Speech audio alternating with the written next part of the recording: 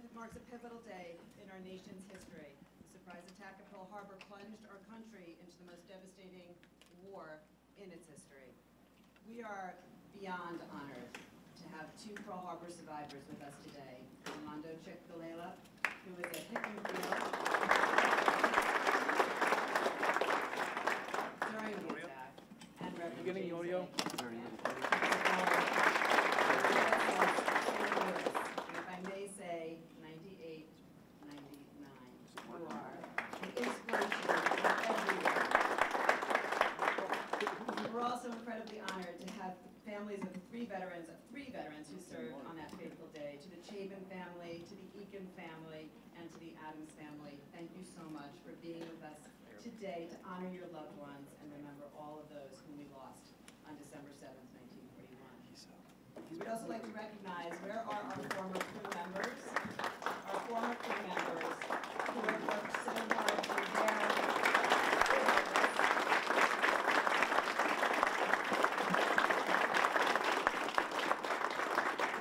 You salvaged the ship then, you continue your service now, and for that we are so incredibly grateful.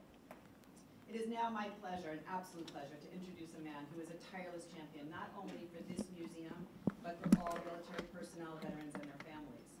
Ken Fisher is a co-chairman of the Intrepid Board of Trustees, but he's also a senior partner of Fisher Brothers and chairman of Fisher House, a network of 78, now 78. Do I have that number right, Ken? Comfort homes. No. 80. 80. This is what I mean. He's tireless. In operation across the country and in Europe, where military and veterans' families can stay at no cost while a loved one receives medical treatment. Ladies and gentlemen, the true hero of ours, Mr. Ken Fisher.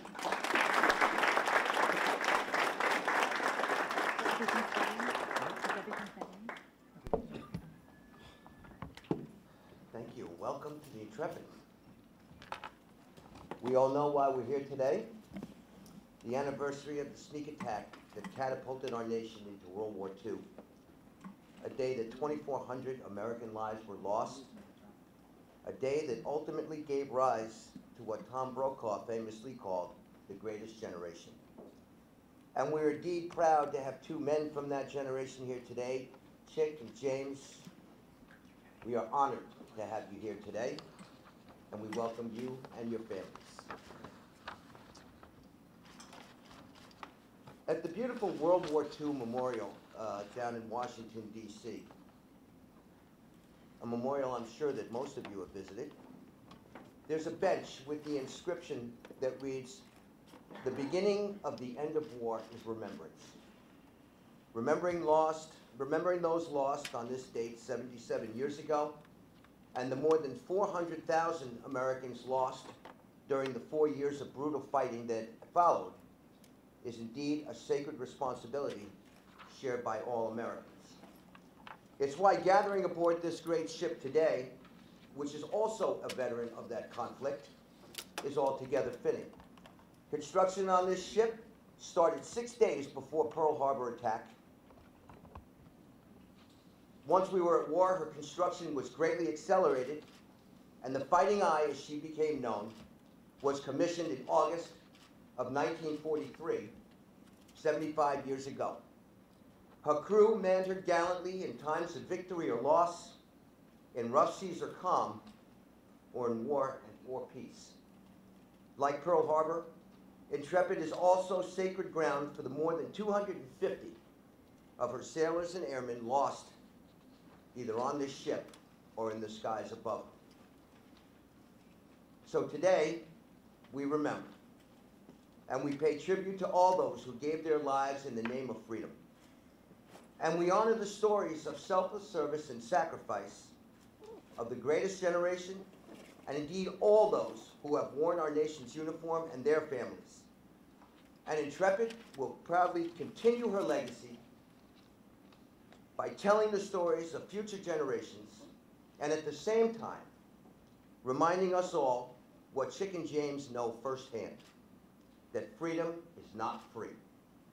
May God bless you all, and may God bless this, the greatest nation on earth. Thank you.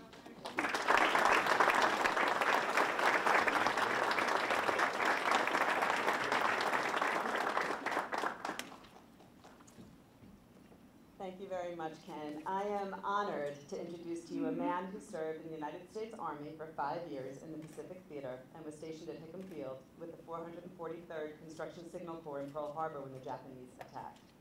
Having survived Pearl Harbor, he then went on to Tinian, and he also participated in the Battle of Okinawa. He received several awards for his bravery and service, and he was honored with the Bronze Star for his courage during the Battle of Okinawa. Ladies and gentlemen, Mr. Armando Che Guerrero.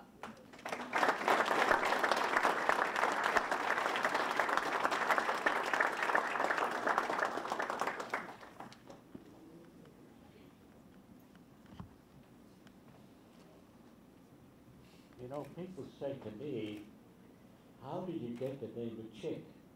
My name's Armando Vincenzo Guerrero. How did you come to get the name of Chick? When I was a teenager, I couldn't cast a shadow. I was so thin. I had chicken legs. So this is where I got the name of Chick.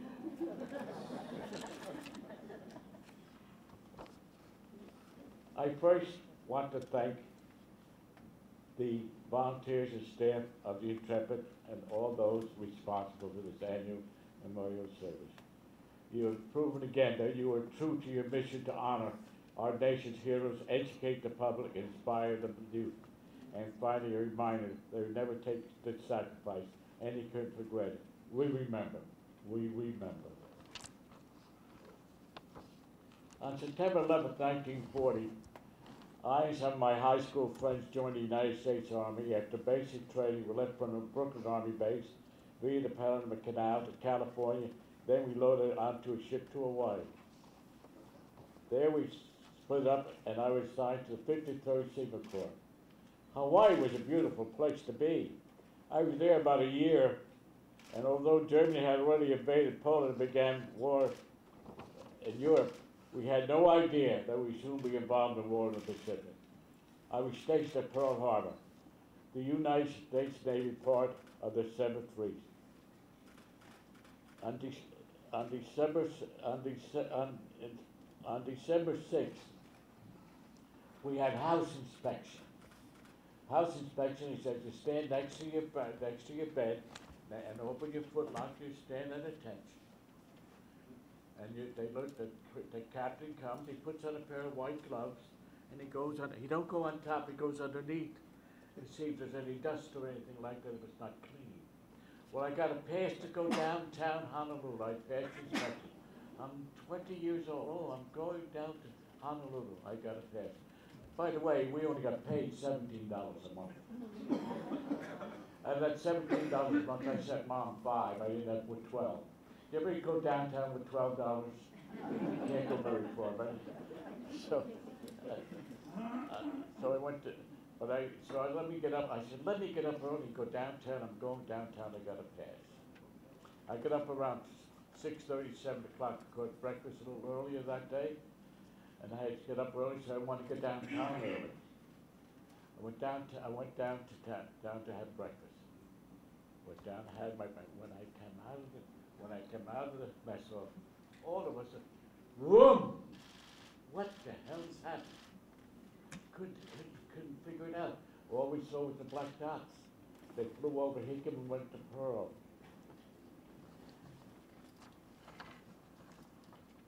It was like a World War I movie about the aircraft. They were flying in formation, but all of a sudden, one by one, they peeled off and started diving at us. I watched these little red dots become bigger and bigger as they came down closer and closer, until you left, like you could practically touch them. They were as low as low as outside. When the planes came down, they leveled off and started dropping something. With the sound, the only thing we were aware of was the sound. Whether they were dropping made a muffled sound. We still had no indication of a major attack. By this time, the whole base was alerted. We knew something was amiss because there was black heads of smoke. In distance, there was continuous bombardment. All kinds of shooting began from the ship in the harbor. Might go too fast. With our anti-aircraft fire, small and arms fire. When we reached the barracks, we all huddled up against the wall. Then, in the next half hour or so, all hell really broke loose. The most frightening thing I can recall how much noise these bombs made when they're hit, especially when they struck our hangars. Everything was rocky. By this time, the ground was shook. We couldn't tell from whether they had picked out the planes lined up the airport, flight line. But we knew they hit the hangars. The reason they hit the hangars and flight lines because we want the airplanes to get up. Airplanes were overhead, crisscrossing Hickam Field at low altitudes, just blowing the hell out of everything, including the barracks. The planes flying so low, they're using their cannons and machine guns. While all this was going on, somebody came to the idea, hey, don't you think it's about time we get some ammunition for our weapons? We decided to go to the ammunition shack, the edge of the runway. When we got there, we ran into the supply sergeant. His name's Roy P. Noyes. He said, I don't have the key to the padlock to open up the supply room. I didn't get orders from the captain. I said, oh, you all right? You see what's happening out there? We had to. So we finally convinced him, one way or another, to open the shack, and he did. We finally convinced him, but he started to issue his limited amount of ammunition. He just gave it what the book called for. So we decided to take the matters in our own hands and help ourselves. We actually didn't have anything to shoot at, but it gave us a little better feeling, knowing that we had all the ammunition could carry. I had a Thompson .45 caliber machine gun, not the best weapon around, but I always thought that it didn't do anything else. It was sure put the fear of God in somebody. During the time they made a shambles of Hickam Field, it was a shambles. The barracks were hit, the airlines were hit, the hangars were hit. So anyway, let me just give you. So we're running down to the supply room. I'm running like the guy ran. Chick, they just hit the mess hall. Where the hell are we going to eat? That's what you think about. Yeah. That's true. The flight line was all the planes on the ground were gone. There were casualties everywhere, civilians as well. There's quite a lull between the first and second wave of the attack. That's when we moved out of Hickam Field. Till this time, we had no indication what had taken place at Pearl Harbor, other than the smoke and noise. Once you come out of Hickam, we started the road that passed Pearl Harbor. You could see everything because we're going up a hill. Oh my God. It was just unbelievable. The destruction everywhere. To make matters worse, you looked just burning smoke, complete explosions. In the second attack, we were caught on an open Keene road that runs through Pearl City. By this time, the road was clogged with military. Personnel, trucks, vehicles, jeeps, everything. The Japanese then decided to empty their guns again. It was low-level strafing attack. They would fly over, and everybody would bail out wherever they could. We worked in the sugar canes or the caves. Then the planes would pass, come back and resume what they were doing. Then another. It seemed to have no end, like eternity. Jews say to repeat the drill. The attack hit us with a shock and awe. The first time I felt fear when we started across the hangar area, I looked and saw the planes coming down. That was really a time I felt really fear. I felt anger. Of course, the anger said, oh boy. The longer the way went on, the anger I got. There is no way you can take your frustration out on anybody. Then they told us to take the men and the trucks and the place called Red Hill, a depot in Alamo Crater. Alamo Crater was an old extinct volcano. Matter of fact, that's where we kept the ammunition in the volcano. Both the Army and Navy used to store high. Everybody pictured a volcano coming up to a small cone. Looks like on a picture postcard. But this was a huge volcano. I don't know how far across it was, but it had a huge valley. All around the side of the valley into the wall of the volcano itself, there was lava caves. This had built by the Army and engineers. This is where the munitions were kept and stored. That's where That's where the headquarters was. The headquarters was the crater for the powers to be at that time. They were all there. This is where they took us that night. We hadn't had much to eat. Anything. All we had was water that day. Now it's dark. Everybody's tired. And I guess that fear makes you even more tired, or whatever you. It is your fear, your mouth to dry, your whole system is just keyed up. The point where you just can't even move. You feel angry and frustrated. There's nothing you're able to do to take any sort of retaliation at all. They put us in a crater, not in a cave, just in a crater. It was overgrown with vegetation. It was all overrun with wild pigs. There were probably more wild pigs shot that night than any night in the history of Hawaii. The top of this though began to rain. Dark and mean. It was just steady horror. The only shelter we had were those two-man pup tents. But you might as well cover yourself with newspaper, as have to one of them, and it rained heavily and steadily. You know, you passed to say, who goes there? Well, there's no hall, who goes there? You heard noise, you shot. I might give you an idea.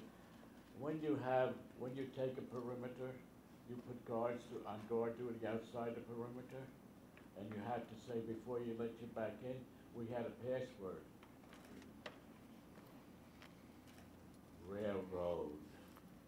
Why do you have railroad as your password? Japanese can't say they're ours. That was our password. If you didn't know the password, you didn't get back in again, let me tell you that. Because you couldn't take the chance to know who anybody was. You heard a noise, you shot. Then you listened to see if anybody's there at all. Nobody slept that night. When we did this crater, we had chow there, bread and coffee. That's it, nothing else. You didn't go outside because of small arms fire all night long. Everybody just huddled up down into those pup tents with this rain coming down. There was more fear settling in after it was quieting down. They started to realize what had happened. The next day we stayed till late one afternoon, and then we returned. Staggered back into Hickam Field. Now everybody didn't go back together. When an officer gave you an order to go ahead, take a truck back, you would take your men back. When you're back to Hickam Town, by this time, we realized what really happened. There was an awful loss of life, a great amount of devastation. Japan did it. Japan did it. No one had declared war, but we knew the war was on. This is when my friend John Moon got killed that day. By the next day, the fires of Hickam had burned out themselves. But that wasn't no case at all at Pearl Harbor. I don't know how long after December 7th these fires continued to burn. The very next day, December 8, 1941, the United States declared war on Japan. Then on December 11, 1941, we declared a war on Germany. Then President Roosevelt said, December 7, 1949, will a day live in infamy. President Roosevelt. Out of 84,000 survivors of the attack at Pearl Harbor, 2,400 were killed. There was only about, and my friend here at Pearl Harbor survived, there was only about 2,000 of us left. And I might say another thing to you. These are stats. 12 million men and women served in World War II. There's about 800,000 alive today. 400 of us die a day. 400 of us die a day. So pray for us.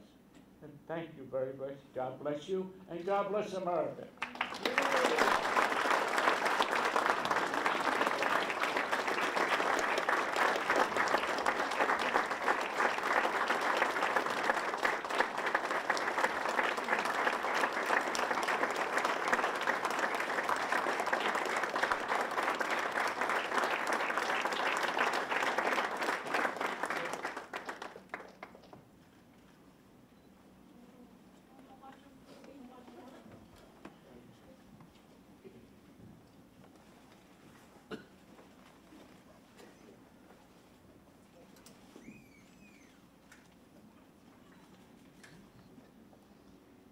Chick and James, the Pearl Harbor attack 77 years ago forever changed your life as it changed our entire country.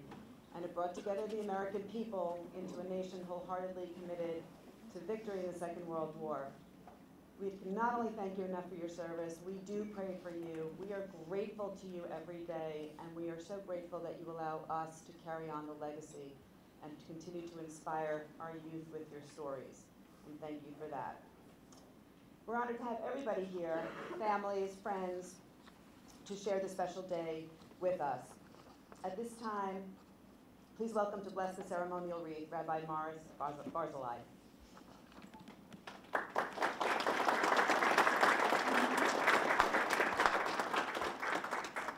Chip, thank you for those inspiring words. And this is my 5th or 6th year that I've been here. I couldn't be here last year, but my congregant, Dan Frempter, was one of the Pearl Harbor survivors who helped to make sure this ceremony always took place. And I promised him before his death that I would come and be part of this because it is so important to remember. He always told me the motto of the Pearl Harbor Survivors Association was the words, "Keep America alert. Remember Pearl Harbor." And so we come this day to do that. I always wondered why we use a wreath to mark a moment such as this. One explanation I discovered was that a wreath is a sign of peace. It was used during the Olympics in ancient Greece, a time that was declared a ceasefire. No war could happen during the Olympic Games. So a wreath is a symbol of hope because it counts on people not doing those things like sneak attacks when no one is ready. It says we are committed to strive for harmony in the world.